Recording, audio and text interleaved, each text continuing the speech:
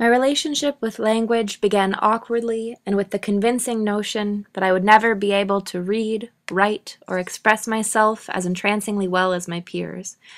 I was in first grade when I first thought that I was permanently illiterate.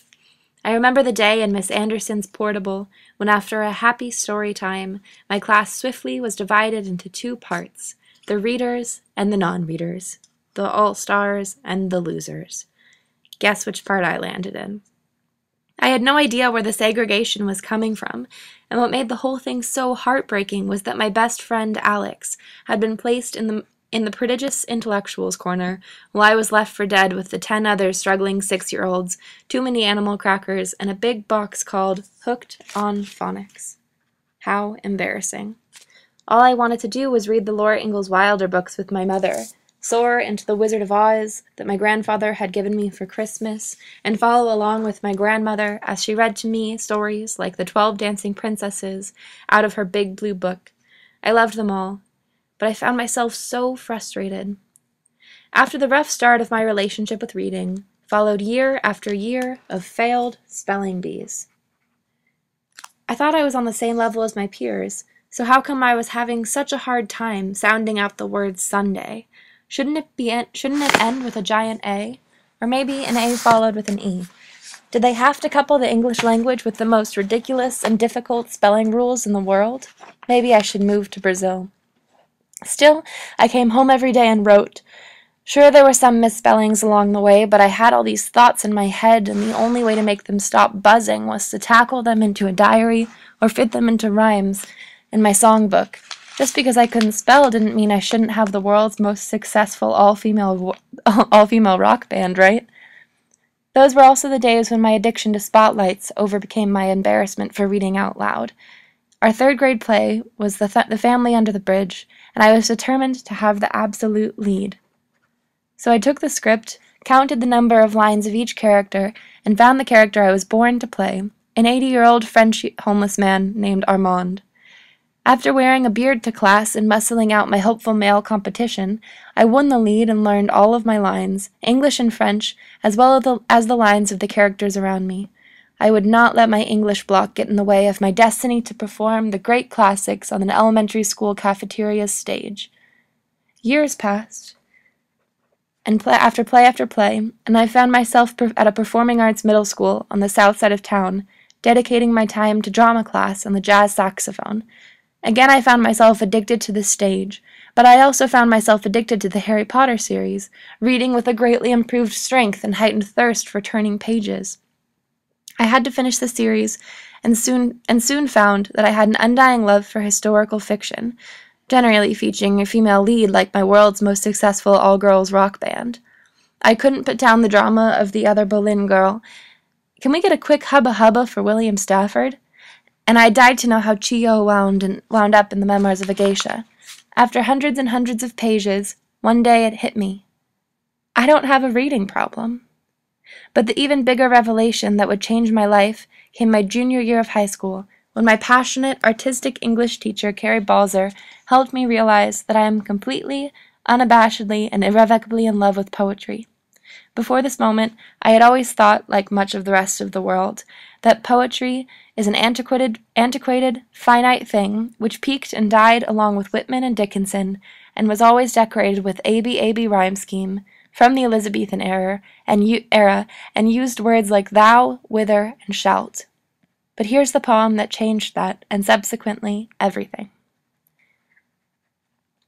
Dickhead, by Tony Hoagland. To whomever taught me the word dickhead, I owe a debt of thanks.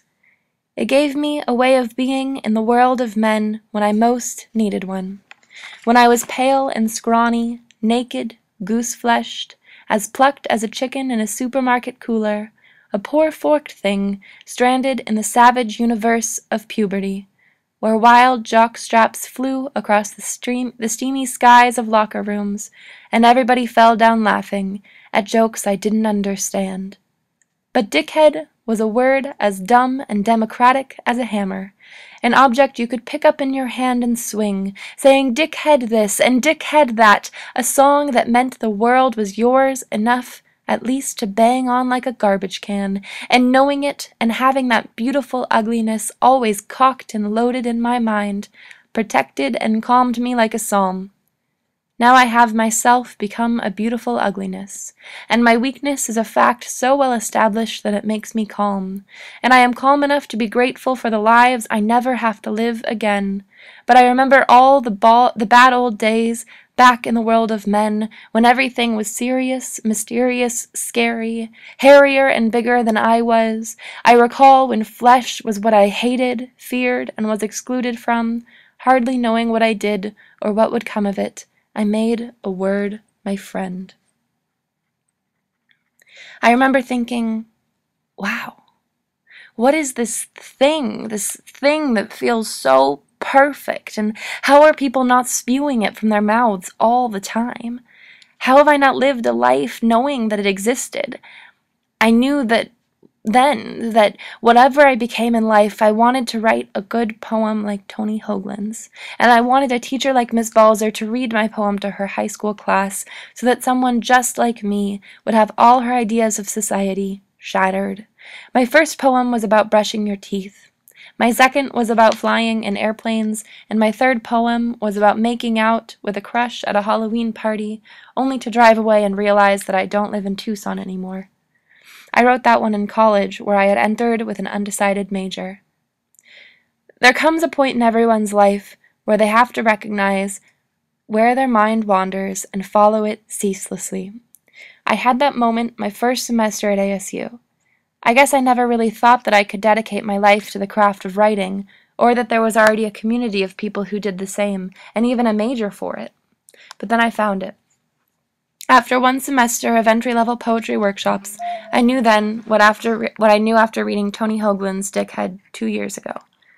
All I want to do in my some 90-odd years on this planet is write one truly honest poem, good enough to change a person's life or at least their mind about poetry. And so I began. Now I'm in my 3rd year as an English major and loving every second of it. I'm never apart from my writer's journal.